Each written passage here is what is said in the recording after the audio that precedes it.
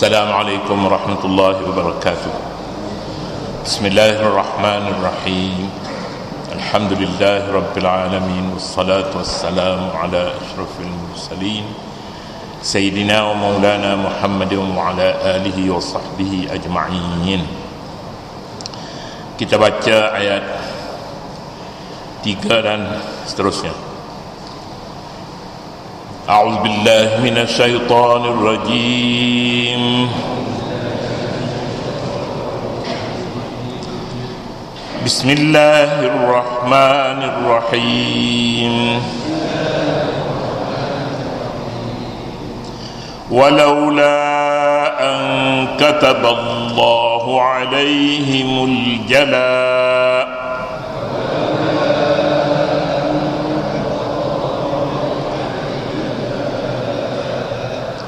la'adzabahum fid dunya wa lahum fil akhirah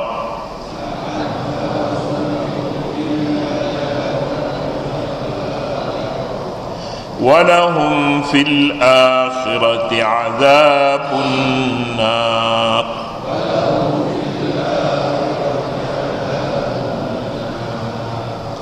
Dzalika bi annahum syaqullaha wa rasulahu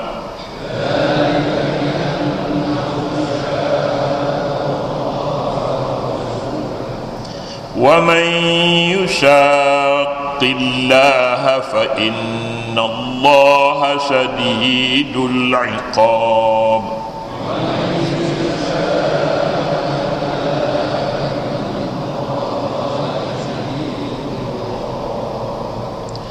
Sadaqallahul azim. Walaula an kataballahu alaihimul jala', dan jika tidak kerana Allah telah menetapkan pengusiran terhadap mereka, la'adzabahum fid dunya, tentulah Allah azabkan mereka di dunia dengan pembunuhan. Walahum fil akhirati azabun nar, dan untuk mereka di akhirat pula ialah azab neraka. Zalika bi annahum syaqqullaha wa rasulahu, balasan sedemikian adalah disebabkan mereka menentang Allah dan Rasulnya. Wa man yushaqillaha, dan sesiapa yang, dan ingatlah sesiapa yang menentang Allah, innallaha syadidul 'iqab, sesungguhnya Allah amatlah keras azab seksaannya. Masih lagi ayat tentang pengusiran orang Yahudi di sekitar Madinah, di pinggir Madinah. Seperti yang kita sebutkan semalam, Allah Subhanahu wa taala mengambil langkah sendiri pada pengusiran orang-orang Yahudi di Madinah. Maksudnya Allah Subhanahu wa taala tidak menyerahkan kepada tentera untuk mengusir, sebaliknya Allah Subhanahu wa taala sendiri yang melakukan pengusiran itu.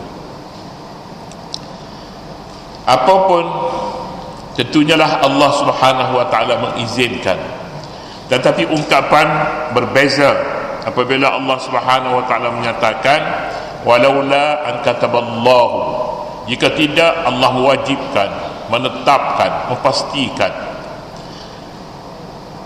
Al-jala maknanya pengusiran.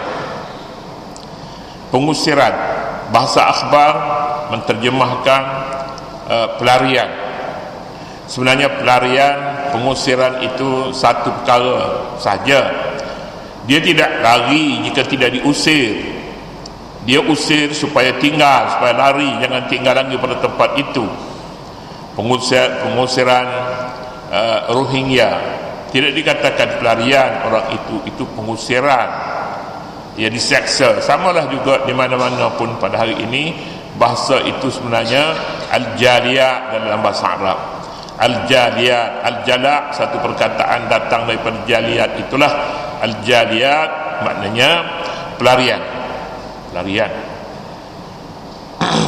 La'adzabahum fid dunya wal akhirah, Allah akan mengazabkan mereka di dunia dan di akhirat.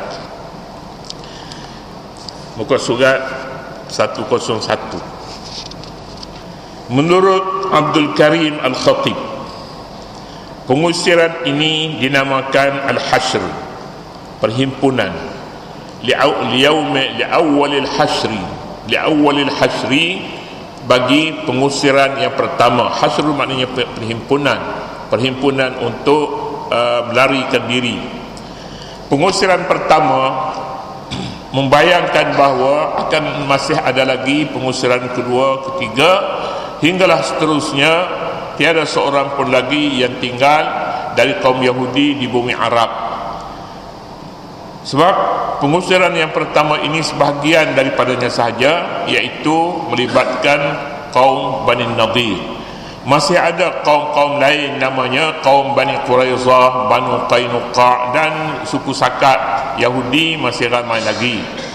Ini adalah satu isyarat bahawa pengusiran tidak akan selesai selagi adanya orang Yahudi dan orang Nasara, orang kafir musyrikin di bumi, nama di Jazirah Al-Arab ataupun di Hijaz. Sayyidina Umar radhiyallahu anhu selepas daripada wafat Nabi sallallahu alaihi wasallam, dia kata penyelesaian belum lagi selesai, dan Sayyidina Umar akan mengambil langkah-langkah segera untuk membersihkan semenanjung Arab. Semenanjung Arab itu meliputi lebih luas, tapi sebahagian daripada ulama menyatakan khusus kepada Makkah dan Madinah, bumi Hijaz istilah mereka. Jadi selepas itu Umar bin Khattab mengambil tanggungjawab menghalau semuanya. Pengusiran ini dinamakan Al-Hashru, makna perhimpunan, kerana lebih menyerupai dengan perhimpunan pada hari kiamat. Perhimpunan ini berlaku dengan paksaan dan tidak dengan rela hati. Selain itu, pengusiran ini berlaku secara menyeluruh. Tiada seorang pun terkecuali sebagaimana perhimpunan di akhirat apabila diseru untuk berhimpun. Ini Abdul Karim Al-Khatib mengulas apa itu Al-Hashru, perhimpunan. Perhimpunan maknanya pelarian beramai-ramai, tak ada siapa yang terkecuali lagi. Jika mereka mengecualikan diri, maka mereka akan menerima satu kesaksaan yang lebih buruk, iaitu pembunuhan. Ma zanantum an yakhruju wa dhannu annahum mani'atuhum husunuhum minallahi. Kamu wahai umat Islam tidak menyangka bahawa mereka akan keluar begitu mudah, dan mereka pun menyangka bahawa benteng-benteng mereka akan dapat mempertahankan mereka daripada azab Allah. Ini satu mukjizat yang diberi Allah, yang ditunjuk oleh Allah Subhanahu wa taala kepada Nabi, kerana kaum Yahudi merasakan benteng mereka tidak dapat dipecah oleh orang Islam. Kerana sebelum daripada mereka dapat menyerang, mereka terpaksa merentas kebun-kebun tamar terlebih dahulu. Sedangkan di dalam kebun-kebun tamar itu, mereka telah mengadakan kubu-kubu pertahanan mereka di situ. Jadi sukar bagi orang Islam untuk menyerang orang-orang Bani Nadir dan orang Yahudi seluruhnya. Quran menyatakan, ma zanantum, kamu tidak boleh tak sangka sama sekali kamu boleh halau dengan begitu mudah. Mereka juga tidak menyangka benteng mereka mudah pecah dalam serangan umat Islam. Kamu tidak pernah berfikir mereka akan diusir keluar, dan mereka juga tidak pernah berfikir akan diusir keluar kerana kedudukan mereka teguh, benteng-benteng pertahanan mereka kuat. Kamu tidak menduga benteng kekuatan itu pecah, dan mereka juga tidak menduga kejadian seumpama itu berlaku, tetapi akhirnya pecah juga dengan izin Allah Subhanahu wa taala. Kejadian ini memberi isyarat bahawa ini bukan kali yang pertama pengusiran orang kafir. Pengusiran orang kafir bukan sahaja daripada Makkah dan Madinah, tapi daripada bumi Islam. Kerana apabila mereka mengkhianati orang Islam, maka kedudukan mereka sudah tidak terjamin lagi. Islam adalah satu agama yang tinggi. Islam, agama dunia dan akhirat, agama yang mengandungi peraturan hidup, peraturan akhirat, hubungan dengan Allah, hubungan dengan manusia. Tentunya Islam mempunyai lengkap dengan peraturan-peraturan. Tidak boleh ditandingi sama sekali dengan agama-agama yang tidak mempunyai peraturan dalam hidup. Hidup mereka untuk dunia, ataupun hidup mereka itu tidak mempunyai manhaj, satu kaedah yang menghubungkan di antara mereka dengan Allah Subhanahu wa taala. Oleh kerana itu, paksaan tiada di dalam agama, tetapi mereka terpaksa mengikuti mana saja yang baik. Yang baik ialah agama yang terakhir, iaitu agama Islam. Agama sebelum daripada Islam ini agama yang untuk sementara datangnya nabi-nabi yang berikutnya, ataupun untuk sementara orang Yahudi itu terdidik dengan manhaj, dengan peraturan Allah Subhanahu wa taala. Apabila mereka terdidik, dengan sendirinya mereka akan menerima Islam yang dibawa oleh Nabi Muhammad sallallahu alaihi wasallam. Artinya peristiwa yang berlaku kepada kaum Bani Nadir ini merupakan kali yang pertama pertolongan Allah Subhanahu wa taala boleh berlaku dalam masa yang sekejap saja. Tapi yang pastinya ialah hendaklah umat Islam tegak di atas hukum Allah Subhanahu wa taala dan ikhlas dalam perjuangan mereka. Antara mereka yang diusir, ada yang menuju ke Khaybar. Mereka lebih awal lari ke Khaybar. Mereka tidak mahu lari keluar daripada bumi Arab, iaitu ke Syam, seperti mana yang dinyatakan di dalam riwayat. Nabi mengarah mereka supaya lari ke bukit Ba'labat di Syam, satu kawasan lah. Barangkali dahulunya bukit itu padang pasir ke macam mana, tak ada manusia, tapi hari ini dah jadi bandar sebenarnya. Tempat itu ramai juga Yahudi berada. Antara mereka yang diusir menuju ke Khaybar, dan ada yang di antara mereka ke negeri Syam.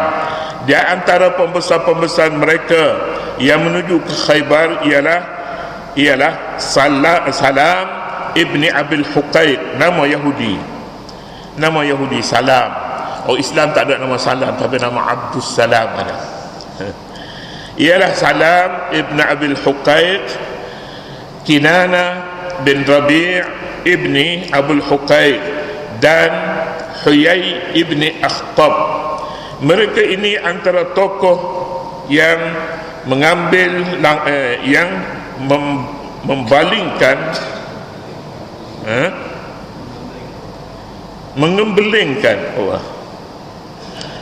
tokoh yang mengembelingkan tenaga mengumpul kaum musyrikin, kemudiannya untuk memerangi kaum muslimin dalam peperangan Ahzab dan Banu Quraizah dalam peristiwa-peristiwa berikutnya. Ini orang yang mempunyai idea, mempunyai yang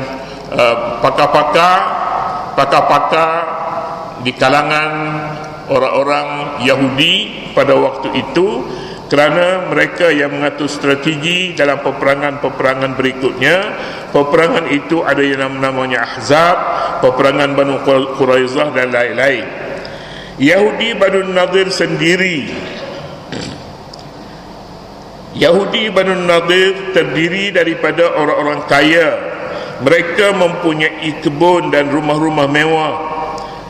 Secara logiknya mereka tidak mampu diusir dengan mudah dari kampung halaman mereka, tetapi terpaksa juga mereka keluar kerana mereka tahu jika mereka bertahan berkubur dalam kebun-kebun mereka, maka mereka akan terbunuh di tangan orang-orang Islam. Fa'atahumullahu min haitsu lam yahtasibu, wa qadhafa fi qulubihimur ru'b, maka Allah menimpakan azabnya kepada mereka dari arah yang tidak terlintas dalam fikiran mereka, dan Allah mencampakkan perasaan cemas ke dalam hati mereka. Mencampakkan perasaan cemas ini punca kekalahan mereka pertama. Tentera-tentera apabila diserang penyakit rasa takut pada musuh, takut pada lawan, maka bermulalah kekalahan di situ.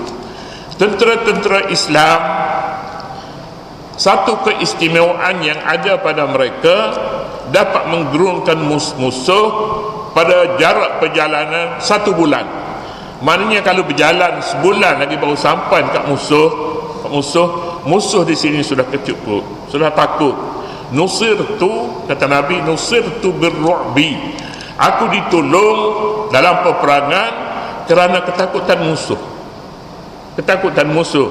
Keberanian adalah satu yang pertama, senjata pertama selain daripada senjata-senjata yang berupa senapa, yang berupa pedang dan sebagainya. Kita lihat berikutnya.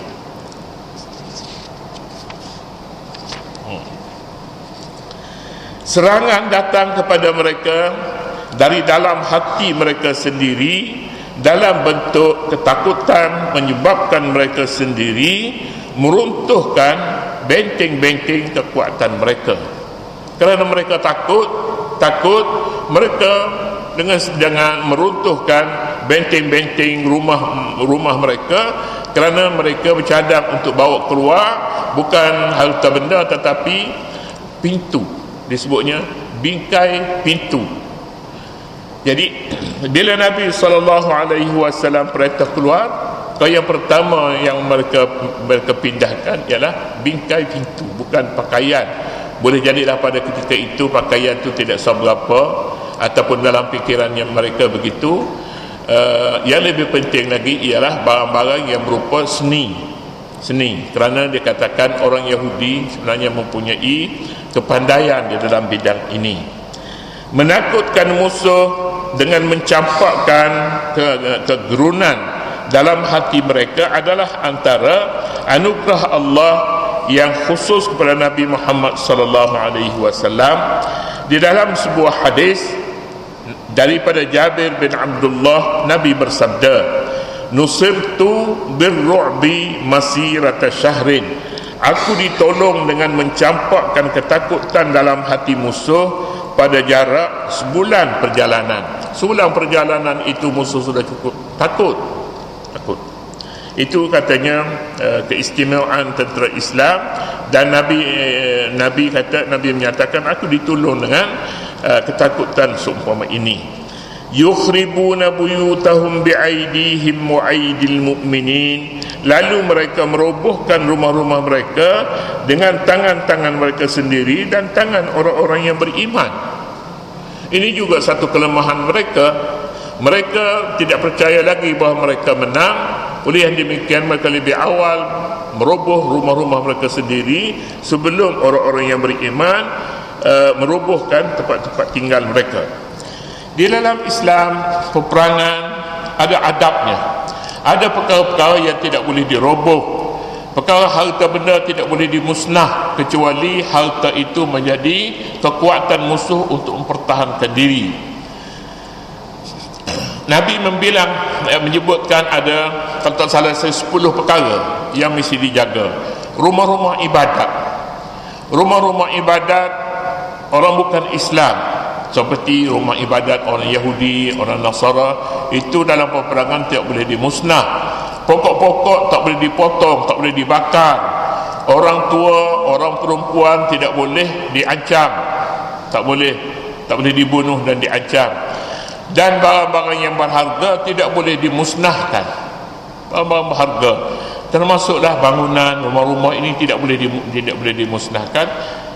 Oleh sebab itu Nabi memerintah supaya mereka mengosongkan rumah mereka sebelum rumah itu diserang.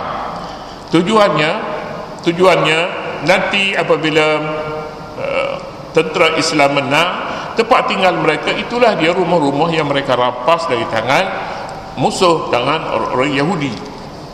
Menurut riwayat, apabila kaum muslimin mengepung kubu-kubu pertahanan mereka selama 26 malam, tidak mudah mengepung 26 malam, kaum Yahudi pun berputus asa dari mendapatkan bantuan yang dijanjikan oleh kaum munafikin kepada mereka.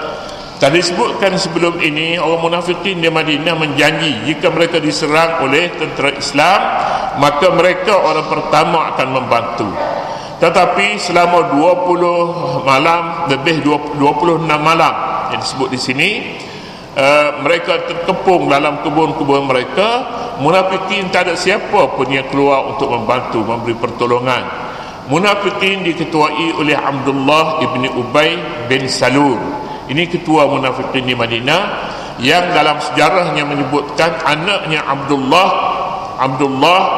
meminta daripada Nabi selai pakaian untuk mengapankan bapaknya yang munafikin itu. Apabila terdengar kepada Abdullah, bukan Abdullah bin Ubay, Abdullah bin Ubay, terdengar kepada Abdullah yang bapaknya diperintah oleh Nabi supaya membunuh bapaknya. Abdullah anaknya memberitahu kepada Nabi, ya Rasulullah, kamu jangan izinkan sesiapa pun untuk membunuh bapa aku. Beritahu kepada aku akan bawa kepala, akan potong kepalanya dan akan bawa kepada kamu. Anaknya yang sangat sayang kepada bapaknya, oleh kerana itu dia minta baju Nabi untuk kapankan bapaknya, mudah-mudahan ada sedikit faedah padanya. Tetapi apabila jelas dia bermusuh dengan Nabi, dia tidak rela orang lain yang membunuh bapaknya, tapi biarlah dia sendiri yang membunuh bapaknya. Artinya tafsirannya, kesayangan anak kepada bapa terikat dengan Islam. Jika Islam tidak memberi faedah kepada Islam, bapaknya hidup, maka biarlah anaknya yang menyelesaikan masalah itu. Jika perlu dibunuh, maka dia akan sedia membunuhnya. Apabila kaum muslimin mengepung kubu-kubu pertahanan mereka selama 26 malam, kaum Yahudi pun berputus asa dari mendapatkan bantuan yang dijanjikan oleh kaum munafikin kepada mereka. Allah telah mencampakkan perasaan takut ke dalam hati mereka, hati orang munafikin. Lalu mereka memohon kepada Rasulullah supaya membenarkan mereka keluar dari kampung halaman mereka itu dan memelihara darah mereka sebagaimana yang dilakukan terhadap Banu Qainuqa terdahulu. Pernah berlaku peperangan dengan Banu Qainuqa daripada kaum Yahudi. Jadi mereka meminta seperti apa yang pernah dilakukan terhadap Qainuqa, berilah kepada mereka, kata kaum Bani Nadir. Permintaan mereka dipersetujui Rasulullah sallallahu alaihi wasallam. Lalu mereka pun membawa harta benda mereka yang dapat dibawa oleh unta-unta. Di antara mereka ada yang memohon rumah mereka untuk mengambil kayu pintunya dan dimuatkan di atas belakang untanya, dan ada yang merobohkan rumahnya supaya tidak jatuh ke tangan orang-orang Islam. Sementara orang-orang Islam pula bertindak merobohkan tembok-tembok yang dijadikan kubu-kubu pada hari kepungan itu. Kemudian ayat fa'tabiru ya ulil absar, hendaklah kamu insaf dan ambil pengajaran wahai orang-orang yang berakal fikiran. Dekat itulah dulu. Allah subhanahu wa ta'ala a'lam. A'udzu billahi minasyaitonir rajim. Bismillahirrahmanirrahim. ربنا اغفر لنا ذنوبنا ولوالدينا ولمشايخنا ولجميع المسلمين والمسلمات والمؤمنين والمؤمنات الأحياء منهم والأموات وصلى الله على نبينا محمد وعلى آله وصحبه وسلم والحمد لله رب العالمين.